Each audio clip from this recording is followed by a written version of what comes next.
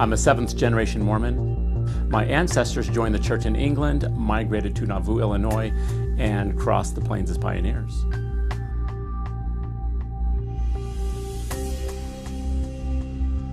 This is a veritable latter-day David and Goliath story.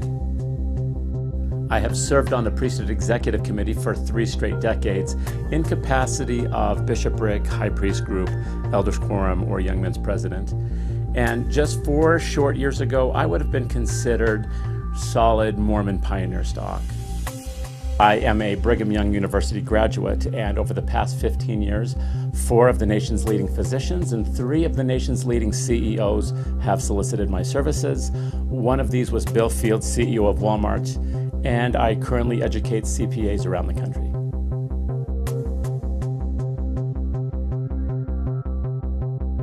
Problems really began when I married into an LDS General Authority family in 1989, which quickly proved to be disastrous.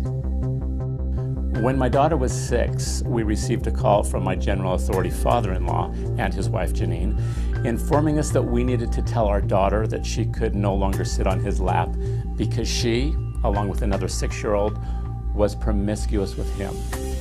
This accusation was recorded by a key witness involved in that accusation. At age 12, my daughter had put 2 and 2 together. Her molestation stopped at the same time she stopped sitting on Grandpa's lap. This is not the typical he said, she said pedophilia case. Elder Mickelson made the first accusation against not 1, but 2 6-year-old girls claiming that they were promiscuous with him, never providing any detail of what they actually did to him.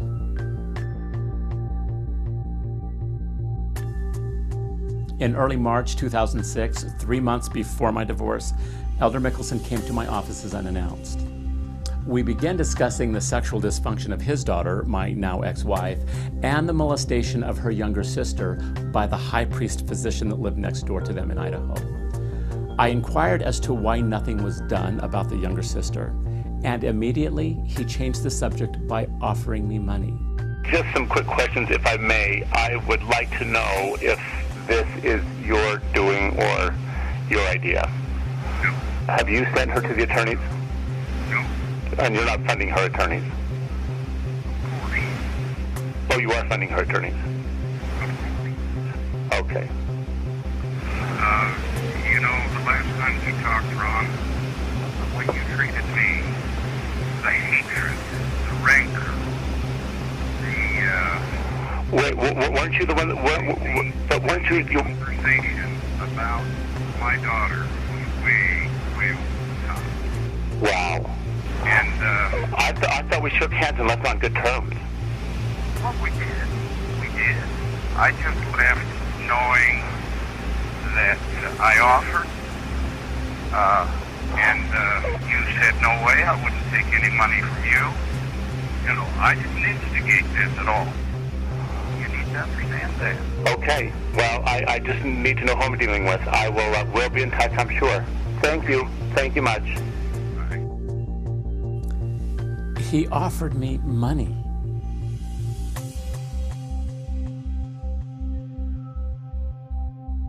I went to the Quorum of the 12 Apostles with this bribe, my evidences, and the abnormal sexual patterns. I provided each one of them with a certified letter in 2007 and again in 2008, yet they stood squarely behind their general authority. And quite understandably so, they had much more to lose than simply the reputation of one general authority. These 12 apostles should be no less culpable than the administrators in the Penn State case. You see, Elder Mickelson's accusation against these 2 6-year-olds coincided with his being called in 2002 by Apostle Richard G. Scott to co-chair the translation of the LDS Spanish Bible together with him. This explains Elder Scott's orchestration of my divorce. He couldn't be responsible for selecting a pedophile to translate that Spanish Bible. Suddenly, the doctrine of being called of God takes on a whole new dimension. In very real terms, my family was sacrificed on the altar of that Spanish Bible.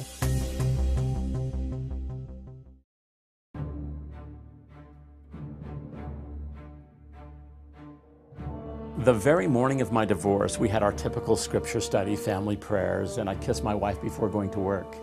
2 hours later, I was surprised with divorce papers, and shortly thereafter discovered that my children were hauled away to the Mickelson compound west of Idaho Falls for 3 weeks. There, they attempted to turn my children against me. My children have offered witness of these attempts. The local church leaders were heavily involved in Elder Scott's orchestration up to 4 months prior to the divorce. These local ecclesiasts bled me for information in carefully staged priesthood interviews. The scripts of these covert recordings have become part of the court record. Elder Mickelson and his wife Janine even went to the stake offices of my oldest brother in Logan, Utah, and demanded that he attend a meeting. And in front of his stake president, he was threatened and belittled simply for providing a good character witness of my fathering abilities in court. Nothing short of obstruction of justice through witness tampering and or witness harassment. My own mother, who conceived me through an adulterous affair, provided an affidavit against me in court. Obviously, she didn't turn out to be the asset the church wanted her to be. After 3 threats of excommunication if I didn't remain silent about the molestation of 2 6-year-olds, I gave them an ultimatum. If they didn't have my records off the church rolls within 2 weeks, I was going public with my evidences. And history shows they once again met my demands. Another damning reality is that I represented myself in court in staunchly Mormon Provo, Utah. When the church's legal aid team had me up against the ropes facing jail time, I easily flipped the equation, winning primary full-time custody of my 3 children within a 24-hour period. Why did the church cower so quickly and settle for everything I wanted? Better yet, why was the church involved in my divorce case in the first place? And why did my ex-wife so readily and rapidly abandon her children?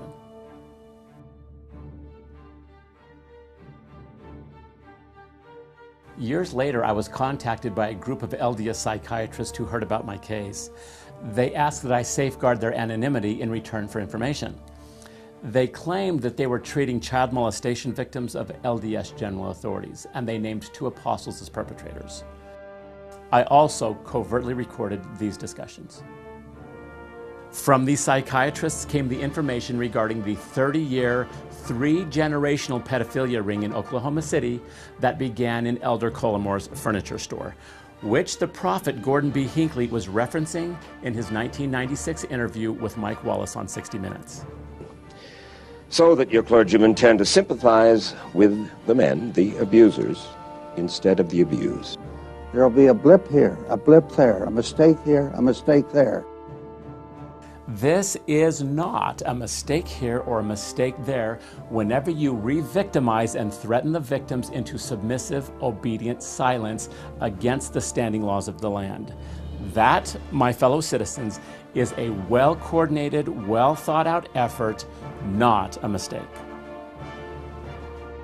Had I not lived the exact same tactics as the victims in the Oklahoma City case, as well as the Salt Lake City victims as portrayed in the book Paper Dolls, I would not have believed these psychiatrists, and probably I would have doubted my own story. But my irrefutable evidences and the love of my children upheld me. As a family-oriented church that is supposedly led and guided by Christ, you don't call Oklahoma's LDS Congressman Ernest Distook and have him seek favors in the judiciary against the victims. This is not a mistake. This is willful LDS crony corruption.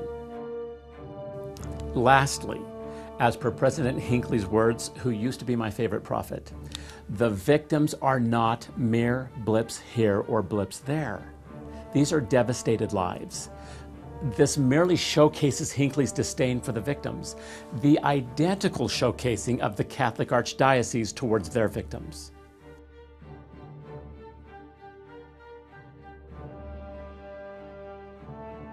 From all of this arose the data that we now have of the infiltration of the occult into the LDS Church, which came to a head in 1991 when the Utah Attorney General's office joined up with the LDS presiding bishopric to perform an internal investigation of this phenomenon.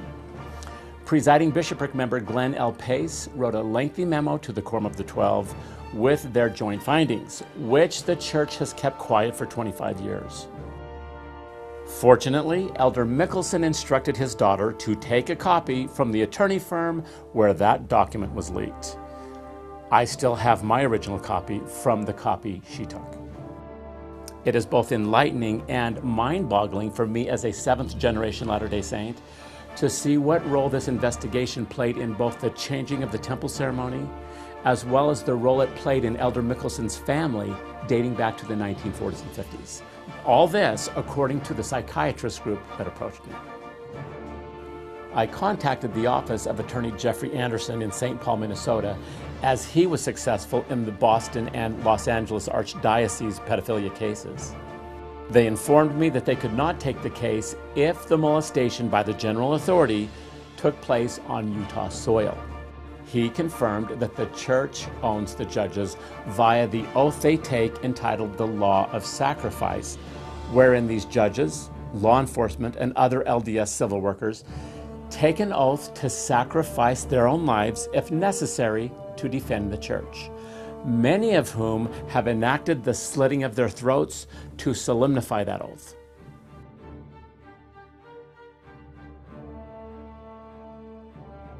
The Salt Lake City Police Detectives' interrogation of Elder Mickelson is laughable, literally. They laughed robustly together 11 times in his 13-minute interrogation. Hi, Mr. Mickelson. How are you? Thank you for calling me. Well, I understand you've been trying. I have. Did any of that ever happen so I can just ask that question and get it out of the way? No, absolutely not. Okay. I knew you were going to say that. No good deed goes unpunished. Yeah, I know. I'm sorry. So I don't want to burden you with that, having to worry about that. So Ron, because he's part of this, is going to come in for an interview on Monday. And we'll see just how he behaves when he gets here. I'm anticipating an interesting meeting with him. So. He can also be very vindictive and hateful, so. Yeah, well, and I expect him to behave that way, so. These videos and the detective's fabrication in the police report showcase the blatant LDS crony corruption. I have unsuccessfully gone through the appellate process in Utah to seek justice for my daughter and our family. But even if I were given audience at the Utah Supreme Court level, 4 of the 5 justices on the Utah Supreme Court bench have also enacted the slitting of their throats in taking this LDS oath to defend their church with their lives. With this supreme power, the LDS Church has a stranglehold on justice over its victims. Had a Mormon become president of the United States, his oath to the church would clearly trump his oath of office as president. This is a serious concern and a conflict of interest for the people of the United States. It is also a severe conflict of interest in our judiciary system when justice is out of the reach of the victims, because the majority of the judiciary is beholden, by way of this death oath, to defend their church, regardless of the goodness or intentions of those individual LDS judges. It is an unquestionable conflict of interest. Pedophilia is a societal problem.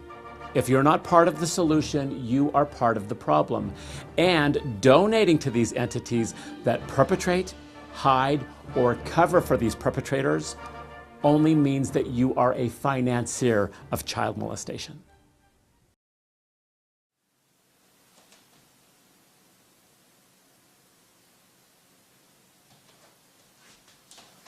Okay, everybody settled?